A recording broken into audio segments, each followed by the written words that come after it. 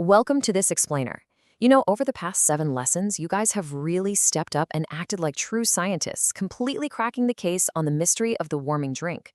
So today we're going to gather up all that hard work, put it into one epic toolkit, and make sure you are totally ready to ace your upcoming assessment. Let's get into it. Here's our roadmap for today. We're going to kick things off with the great cup mystery, do a quick review of variables and fair tests, zoom way in on particles and closed systems, uncover that missing piece, which is energy, and finally wrap it all up with exactly how to ace your assessment. All right, Section 1, the great cup mystery. Let's rewind to where this all started. Okay, remember day 1.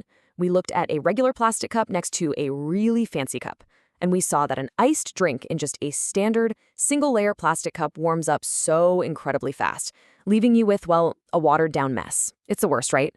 And that led us to our huge foundational question. How on earth can containers keep stuff from warming up or cooling down? We realized pretty quickly that not all cups are created equal.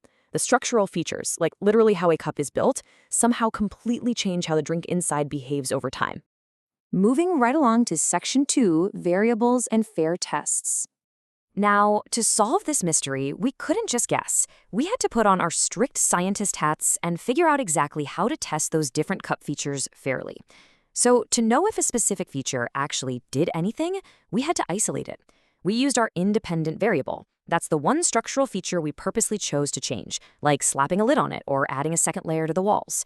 Then, we kept a super close eye on the dependent variable, which was the actual temperature data we measured over time. By keeping every single other variable strictly controlled, we knew for absolute certain that any temperature change was directly caused by that one feature we changed. And hey, for your assessment, you absolutely cannot forget the math we started doing in Lesson 4. We realized that just one test, it wasn't going to cut it. By pooling all of our class test results together and calculating the mean, or the average, we got a much more accurate measure of temperature change. I mean, we were calculating data down to the 10th or 100th decimal point. Finding that mean was a total game changer. It allowed us to take this massive, messy pile of class data and summarize it into one single reliable number to prove exactly which cup features worked best. Which brings us to Section 3, particles and closed systems. Next up, we really needed to figure out what was happening to the actual matter, the liquid itself, inside those cups. To do that, we had to zoom way in. We built a particle model of matter. We learned that literally everything, solids, liquids, gases, it's all made of particles that are just way too small to see. Think back to those manipulatives we used in class, the chips and marbles. We use those to prove that particles aren't just frozen in place. They break apart, they move around, and they easily pass through the empty spaces between them. And that perfectly explained how liquid water can just evaporate into a gas and float right out the open top of a cup. But what happens when we trap them? Well, we figured out that popping a tight, completely airtight lid on our cup creates a closed system. Because matter is conserved, those water molecules that evaporate into a gas, they hit a total roadblock. They are blocked by the lid and literally cannot escape into the air. We prove this, remember, by measuring the mass of the cup system over time. In a closed system, that mass stays exactly the same. Matter cannot enter, and it cannot exit, period. Okay, Section 4, the missing piece, energy. So we were feeling pretty good about our closed system model, right? But then Lesson 7 threw a massive curveball at us, a real puzzle that we had to problematize together. Think about it.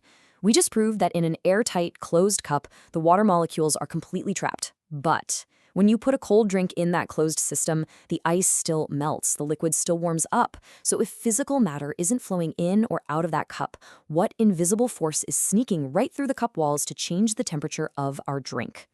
And boom, here was our massive breakthrough. It's not matter entering a system, it's energy. In our models, we actually traced how energy, stuff like light and heat waves, can literally transmit right through the physical solid walls of the cup. When this energy gets into our closed system, it interacts directly with the water molecules. It transfers into them, making those particles move faster and faster, which we measure on the outside as a rise in temperature. Energy crosses the boundary, even when matter is completely locked out. Finally, Section 5, acing your assessment. Let's put all of these puzzle pieces together so you are 100% ready to show off what you know on test day. Go ahead and take a mental screenshot of this right now. On your assessment, you're going to need to clearly connect a cup's structural feature to its actual scientific function. So, a lid, it functions to trap evaporating matter, which creates a closed system. Multiple layers of material, they function to slow down the transfer of heat and light energy. Meanwhile, a basic single-layer cup just allows for rapid energy transfer, meaning your drink warms up super fast. So whenever you look at a cup design, always ask yourself, is this feature blocking matter or is it blocking energy? You guys have done the really hard work here. You've investigated the science, analyzed the data, and built the models. You truly know the fundamental difference between trapping physical matter and blocking invisible energy. So as you head into your assessment, I'm going to leave you with this exciting challenge. Knowing everything you know now, how will you use this knowledge to design the ultimate perfect thermal cup? Good luck. You are absolutely going to crush it.